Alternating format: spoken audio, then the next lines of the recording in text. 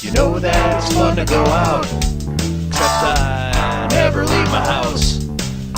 I'm either at work or home, and it seems kind of pathetic just drinking alone. So if you got nothing going on, have some drinks with Ron.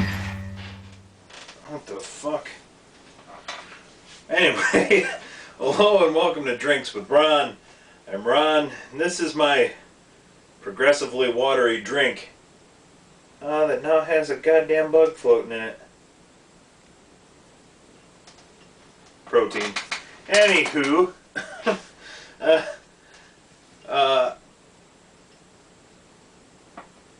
this is going to be one of the worst, most monotone, low-energy episodes I've ever had.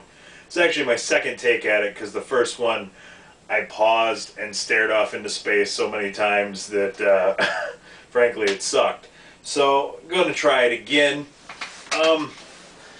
Been to a lot of funerals lately, so particularly one this morning is how I began my day, which is why I'm a little out of it. It's been a very draining day, and just had another one like 4 days ago.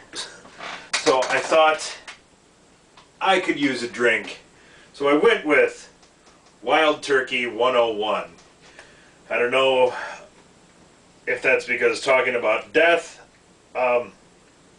drinking a glass of Wild Turkey 101 is the closest thing I could think of to death, or if it's that I plan on talking a lot about Hunter S. Thompson in this episode, and he was famous for toting around a bottle of Wild Turkey most places he went.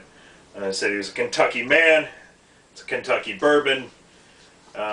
He was a fan of things from his state, much as I am mine.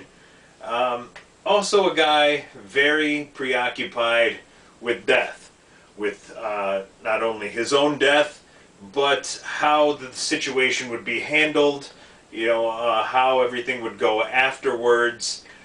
And in fact, handpicked exactly how he would die, which, you know, a lot of people committing suicide I would frown on, but in this particular case I actually kind of applaud Mr. Thompson, because he was so preoccupied with his own death, as I say, how it would be handled and such, that it just seemed fitting. And I watched a documentary on him, and everybody that knew him, you know, he had threatened for years that he was going to shoot himself, and it was just one guy said, well, when I heard, I said, well, he finally did it. So yeah, Hunter was a different cat, and I say my normal rules that I would apply to such things just simply don't apply to Hunter.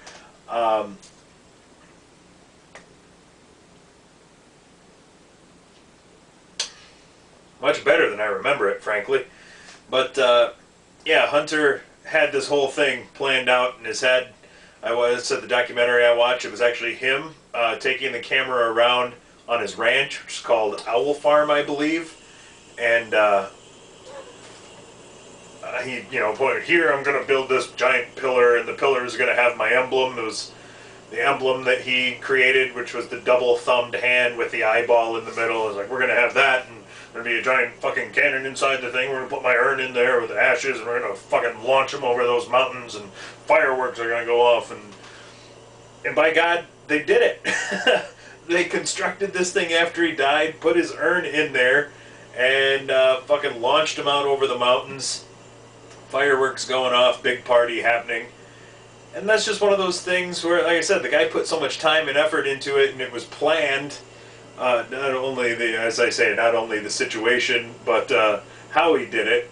So I actually read his note online a few months ago, and it's just, man, it was just kind of weird. You know, basically saying I'm 67, which is 17 more years than I wanted or needed, and basically that he was feeling greedy for staying that long. You know, figure he accomplished what he's going to accomplish. And I said deteriorating health, probably things like the wild turkey and the copious amounts of illegal substances he put into himself. But that's neither here nor there. one of the points I was going to get to is, I said, with Thompson having so much control over this, that's one thing that I want to stress in sincerity to anybody that may view this, is that if there is something goofy or crazy that you want done for yourself at your funeral or events afterwards, put that shit in writing.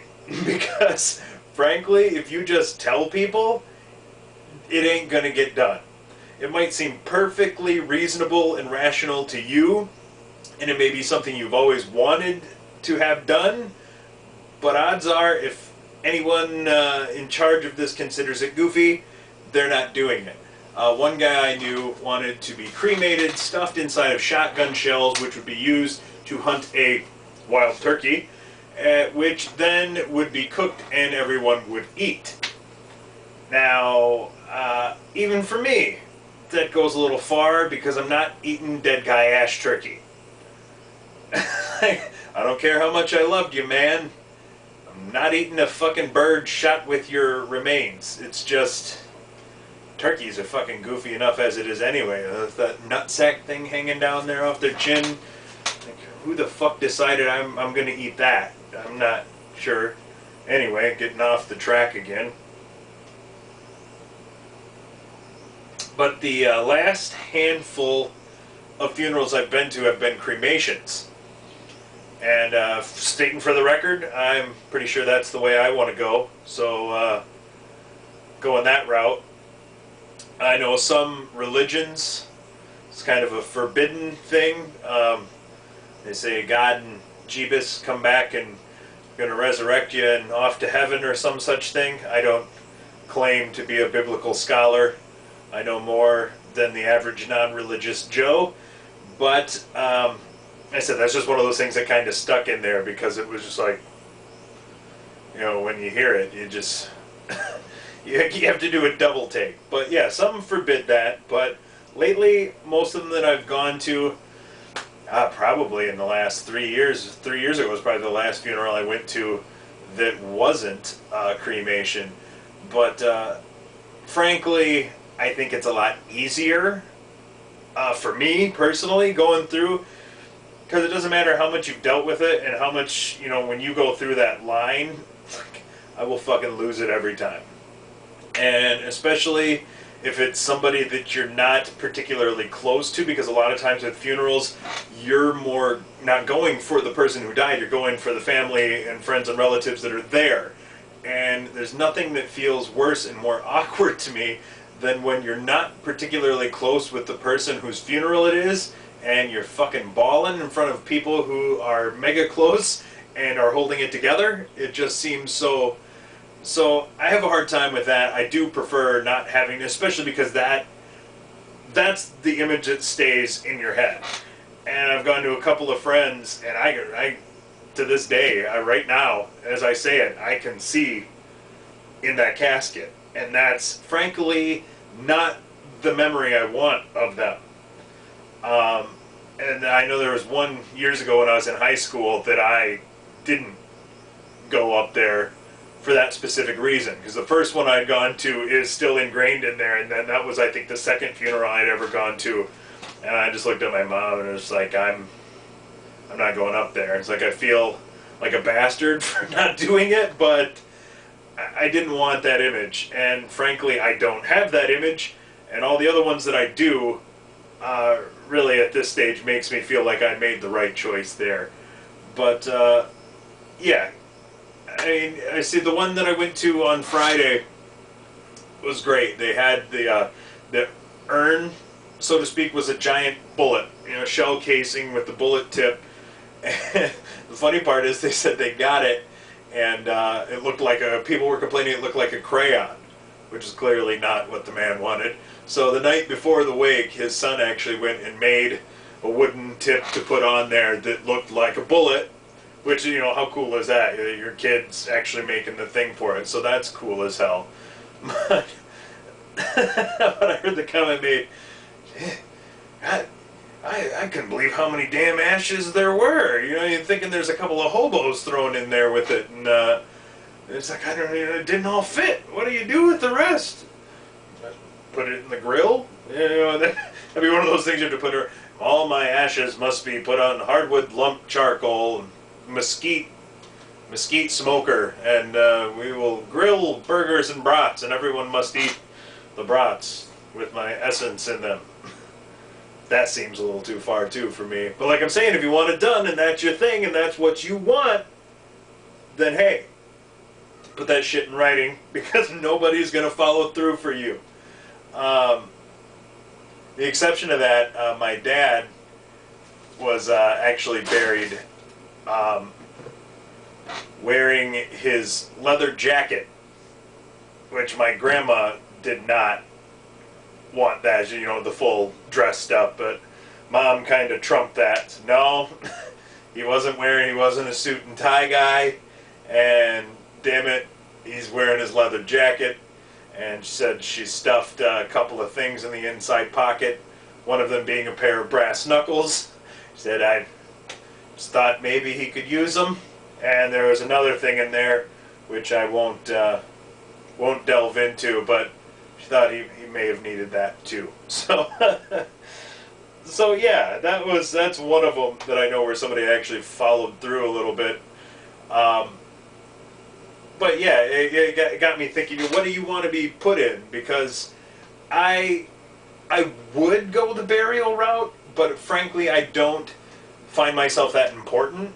Like, if I frankly thought that there was even an off chance that in 200 years they're going to say, dig this guy up, we need his DNA and his remains, he's the key to solving the world's problems, then by all means, I would save myself for science and mankind.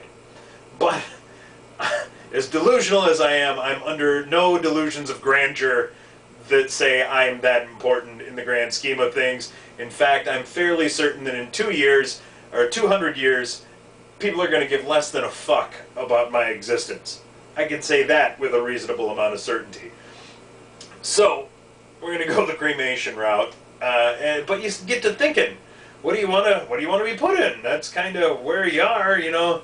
I would probably do the scattering thing for the most part, but I don't really have an area where I would want to be scattered. Maybe by the time I kick off, there will be one. But at least some, as I say, apparently there's more ashes than you consider. So some, I'm sure, will be placed in a box of some sort.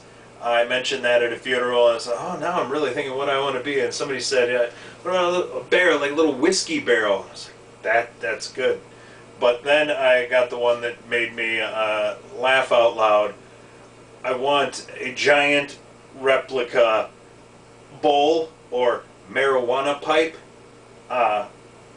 big glass pipe, and put my ashes in the end of the pipe like it's all been smoked and there's just ash in there. Because, frankly, I think that'd be fucking hilarious. Or, like I said, a giant grill. That'd be nice, you know, a little 2-foot grill, and take the top off, and oh, look, there's Ron down there. You know, maybe little fake brats on top of steak over here. That would be hip. I would enjoy that. So, yeah, we're going to narrow it down to those three. It's the whiskey barrel, the glass bowl, or the barbecue grill. We're going one of those three. We'll see where I stand when I get a little bit older. I may have a definitive answer for you on that one. But, yeah, that's the long and short of my spiel tonight. If you have something you feel strongly about for your death, for after your death, put that shit in writing, because people aren't going to follow through for you. If you feel strongly enough, write that shit down. Because people tell other people, and that just doesn't not going to hold up in a court of law that one time old Billy Bob Jim Joe got drunk in the corner of the garage, confided in me that he wanted to be cremated and stuffed up a fucking sheep and then have it roasted over a fire and all of us would consume it. Nobody's going to do that based on somebody's drunken recollection of what you may have told them at one point. So, that being said, let's celebrate some life and maybe look to death with man, I'm just not coming up with words tonight, but look to death without fear, with a smile. You know, let's make this shit fun. Let's put the fun back in funeral, shall we? Let's put the fun back in funeral. That's what I plan to do, and I'm gonna get that shit in writing.